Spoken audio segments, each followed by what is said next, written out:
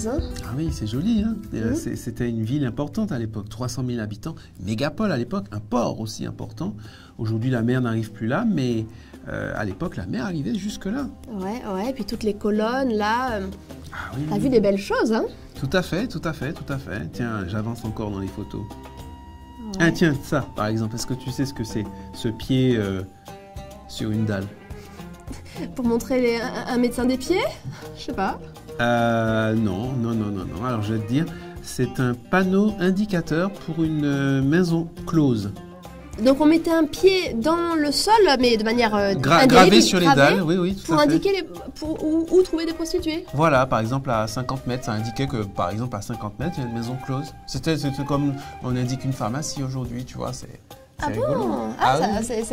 c'est plus pareil aujourd'hui, hein? Ah bah écoute, à l'époque, les Grecs, ils faisaient vraiment la distinction très claire entre le corps, ce que tu fais avec ton corps, et ce que tu fais avec ton esprit. Oui. Et évidemment, ils valorisaient l'esprit. Les Grecs considéraient le corps comme une sorte de région inférieure de l'être humain. Ils faisaient même un jeu de mots, tu sais. Le corps, c'est soma en grec, et la prison, c'est sema. Et il disait que soma, sema, il disait que le corps, c'était une prison, en fait, une prison pour l'esprit. C'est pas important, on C'est fait ce pas qu'on veut, ce qu'on a important. envie. On fait ce qu'on veut, ce qui compte, c'est que tu t'élèves au niveau de ton esprit. D'accord, oui, parce Voilà. qu'ils pensaient beaucoup, les Grecs aussi. Ah bah oui, beaucoup de philosophie et voilà, donc au niveau des mœurs, ça donnait des choses. Par exemple, pendant que ma femme va au marché, moi je vais voir les prostituées, puis après on se retrouve, alors chérie, c'était bien le marché, enfin, aucun problème. Ah, ça a beaucoup changé quand même aujourd'hui, hein. Maintenant la société c'est plus pareil. Hein. Parce que bien sûr, le christianisme est passé par là aussi. Ouais. Oui, parce que la Bible dit quand même des choses différentes. Ah bah oui, la Bible, l'approche biblique est vraiment différente. Il n'y a pas ce dualisme corps-esprit dans la Bible. C'est pas vraiment distinct, c'est quand même Non. beaucoup plus ensemble quoi. Tout à fait. L'homme est un tout indissociable, c'est ce que la Bible dit. Et ce que je fais avec mon corps n'est pas à appréhender de manière différente de ce que je professe dans mon esprit, au fond de mon âme. Enfin, tout ça va ensemble. D'ailleurs, c'est Paul qui dit « Votre corps est le temple du Saint-Esprit » Absolument. et de ne pas faire n'importe quoi avec. Absolument. Parce qu'en fait, l'idée, mais moi, ce que j'ai appris aussi en cours, que malgré tout, notre esprit influence notre corps influence notre esprit dans tous les domaines, pas que sexuel. Et puis tout ça, c'est ce que tu es en tant qu'individu. Tu vois, c'est pas des petits tiroirs. Tout ça, c'est ce que tu es toi, ce que tu fais avec ton corps, ton esprit, peu importe. C'est ce que tu es toi. Tu peux pas. C'est pas étanche. C'est pas des compartiments étanches, tu vois. D'accord, oui. Et en bah plus, oui, ça paraît assez logique. Mais oui. Et c'est d'autant plus vrai en plus que la sexualité humaine n'a rien à voir, par exemple, avec la sexualité animale. Parce que certains pourraient penser qu'il y a une partie élevée en nous, si tu veux, et puis il y a une partie animale, tu vois, entre guillemets, animale. Mais non, la sexualité humaine n'a rien à voir avec la sexualité animale.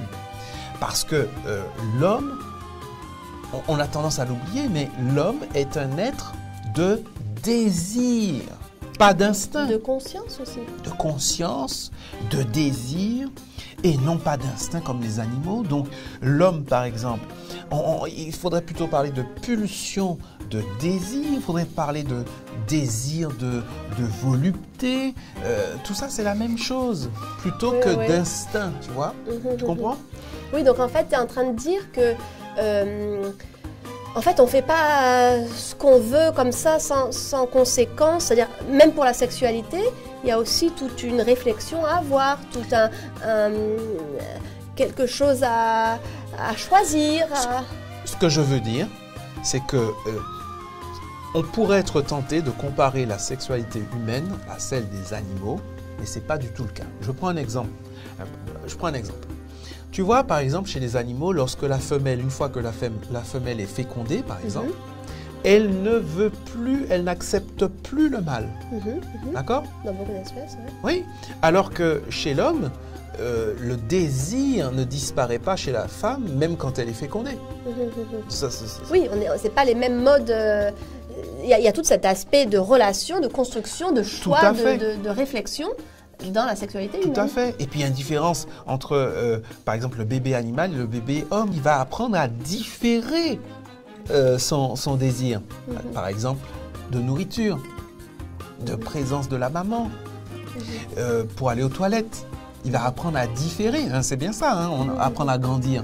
C'est ça, c'est apprendre à différer. Alors que l'animal, lui, il fonctionne par instinct, c'est-à-dire de manière immédiate. Pour la sexualité, c'est pas dès que j'ai envie d'une relation sexuelle que j'ai cette relation sexuelle, qui que ce soit. Et n'importe où et n'importe comment, c'est ça que je veux dire. Il y a une nécessité de projet, de construction, de réflexion derrière. Exactement. Une éthique. Oui, parce qu'en fait, la sexualité humaine doit être à la hauteur de l'être humain. C'est ça que je veux dire. En fait, c'est pas pour la freiner, parce qu'on peut dire on peut pas faire ce qu'on veut, on est gêné. C'est pas pour ça. Non. Mais c'est par contre pour l'élever vraiment.